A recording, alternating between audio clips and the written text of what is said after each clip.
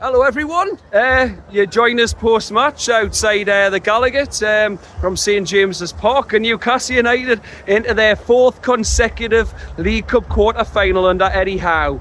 And you know what, we were brilliant from that second goal. I'd predicted the lineup to be today, Ramsdale, Kraft, Schär, Thiaw, Burn, and then I said it'd probably be a midfield of Bruno, Tonali and Ramsey, then a front three of Barnes, Elanga and Voltemada.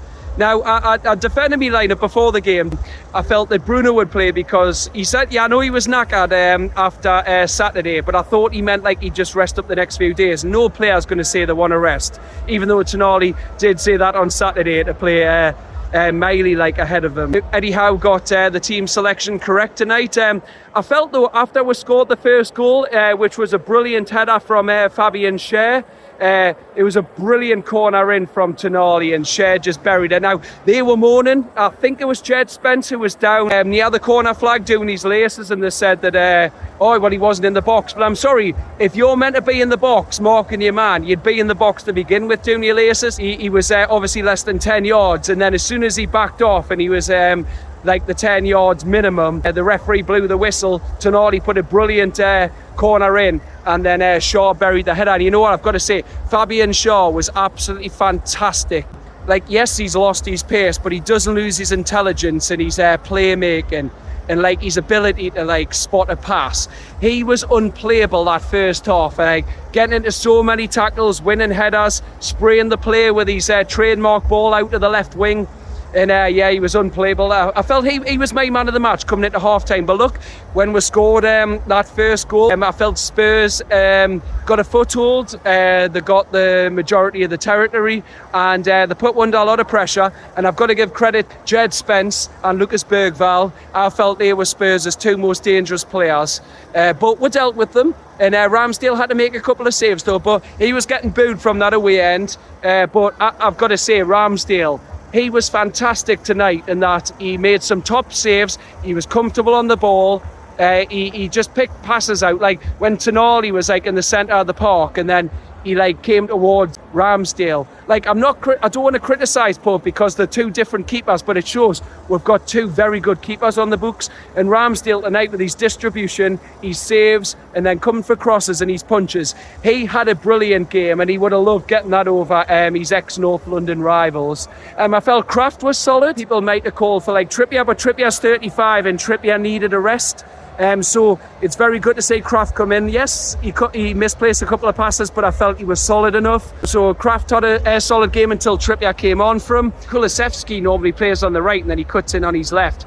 But Dan Burn dealt with them fantastically well tonight. Yes, a couple of times they had him for pace, but you know what? He got back. He was fantastic in the air, and he got some brilliant tackles in, and Dan Burn didn't give a quart. Dan Burn had an excellent game, and yes, Lewis Hall, we'll hope he's back at the weekend, and I'll give Eddie Howe a question mark of who plays centre-back over Malik Thiaw and Sven Botman, or even Fabian Schär. Like I said, Fabian Schär was fantastic tonight, but Dan Burn, you know what?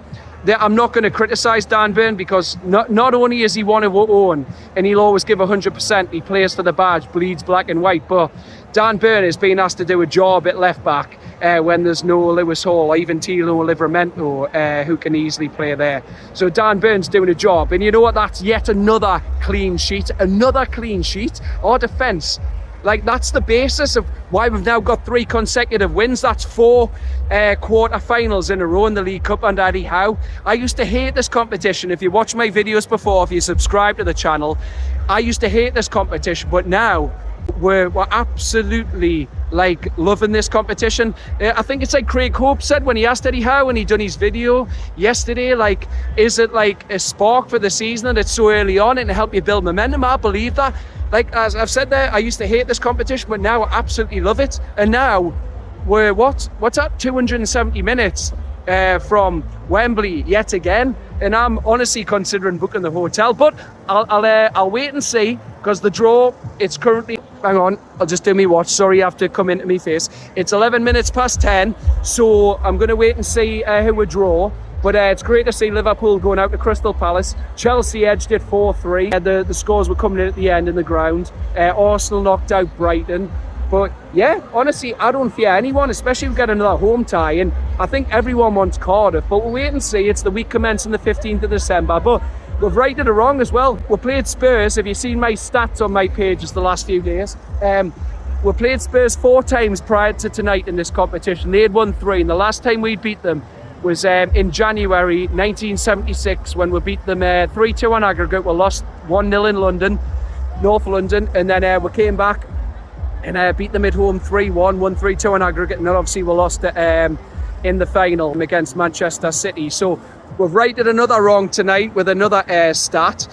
So we beat Spurs because Spurs were unbeaten away from home this season in 7 games. That's now 6 wins out of the last 7 games against Spurs, and we won 4 in a row against them. So yeah, we're absolutely bossed them up here. But look, I felt Spurs were the better team between our first goal and the second goal. But Nick Voltemada, people were saying, should Voltemada start tonight? I called for him in my lineup to start because Eddie Howe said, yeah, Will Asula Fulham at the weekend, didn't he? He came on, it was his run after Alanga created the space for the winner, that Bruno was there, and we got the points, all 3 points should I say. But I just feel like Asula, he's still trying to get his experience up, and he's not got that many minutes. So I felt in a big game like this against a fellow Champions League team and a manager who I really rate in Thomas Frank, I really do. I've tipped Spurs to get back in Europe this season, and everyone, like in my groups when I predicted that at the start of the season, when we said what's your Premier League predictions 1 to 20, I said Spurs would at least get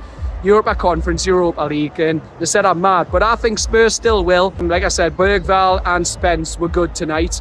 But yeah, when we got that second goal, Voltemada got the header just over their keeper, and then from our second goal, they didn't have an answer. And then going through the rest of the team, Malik Chow yet again. Malik Chow is such a fantastic sign. I still can't believe we're saying Malik Chow, from AC Milan.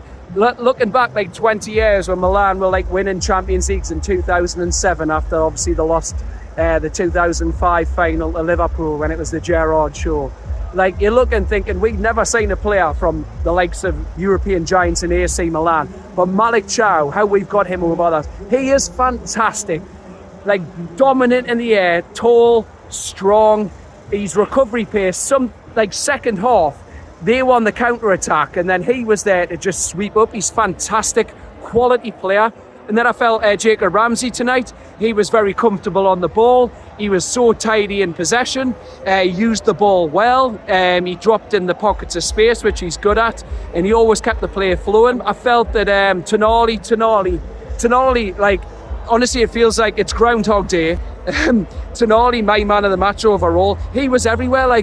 Again, his engine, his ability to break up play, felt like he got a knock near the end, but he was taking a corner in front of us right there in the Strawberry, and then somehow I blinked 4 seconds later, he was over the other side of the centre circle breaking a play up, and then he swept another chance up the east stand when they were through on that side of the pitch.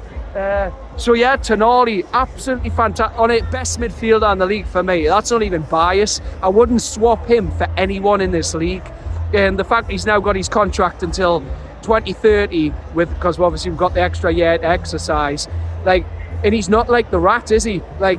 He's not a player. The fact he took a wage cut to help the club out when he was during his ban, that speaks volumes. The man's full of integrity and he's got great character. So yeah, Tonali's ours for years to come unless an astronomical bid comes in. And then you go to the rest of the midfield. I thought Bruno would start, like I said, because he'd be rested. But yeah, Bruno came on, didn't do too much. Obviously, I'm not saying too much, that's not disrespectful to him, but he just kept it ticking over at 2-0 up. But yeah, I just felt the midfield done a fantastic job tonight. Joe Willock, I've got to give Joe Willock credit because a lot of people criticise him, but he hasn't played in a while. I don't think he's had any, very few minutes this season, but the fact he came on and he was pressing so much, and his work rate, he done one bit of pressing where he went from the east stand over towards the Milburn and he stopped Spurs in possession. His work rate was fantastic tonight, so I'm very happy for Joe Willock to see him have such a good game before he was subbed. And then he got the attack. I felt Barnes was all right on the wing. Yeah, he didn't score, but he was always trying to take on his man when he couldn't. He was always fighting someone. He wasn't that wasteful in possession. Voltemada obviously got the header before Sula came on. And then Alanga, look, yeah, Elanga still hasn't got a goal and assist, but he won a few corners. Tonight he felt like he had more confidence back. He was running at his man, and he was all right in possession. Look, and I like him trying things. People will say like, oh, beat your man, but when Spurs know he's got the pace, they'll sit deep. But he was still trying to beat his man, but he still used the ball well. I felt he had a decent game. But yeah, and then the subs who came on, they kept the game ticking over. Joe Linton obviously came on. Kieran Trippier came on. But yeah, Anthony Gordon came on at the end. But yeah, all in all, a very good night. And Spurs, like I said, they had their best chances in between our first goal and the second goal, but they didn't make it count. And like I said, Ramsdale had a very good game. We've got two great keepers on our books. But yeah, Newcastle United are into their fourth consecutive quarter-final, and anyhow, and I'm absolutely buzzing. Brilliant atmosphere, great tonight. Like I said though in my last video on Monday, atmospheres are reactive. The team have to play well, and it's also based on when the game is, like a nighttime game like tonight. Look at it, there's the Sandman, the old brewery. It's the lights are on the night. I love this city. I love my home city so much. And yeah, we reacted to it. The corner was good. Even heard noise from the Leazers and parts of the Milburn and pockets of the Gallowgate. It was very good tonight. But yeah, we're through.